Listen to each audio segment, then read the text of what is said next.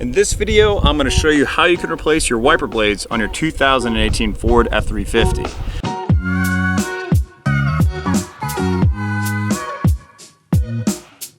The first thing that you'll do is you'll go up to your wiper and you'll just pull the wiper arm back towards you gently. Doesn't take a lot of force. If it's fighting you, something's wrong. The next step is just to push this wiper blade at the bottom, and there's a small little black clip right here, and you're just going to go ahead and depress this black clip and then pull the wiper blade towards you.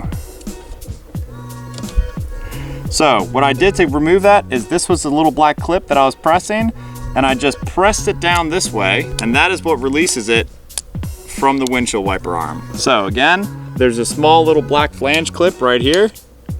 So this small little black flange clip, you just grab it, depress it, and slide your wiper arm directly off. Now to reinstall, you just get it into the J-hook style wiper arm and press it in until you hear an audible click.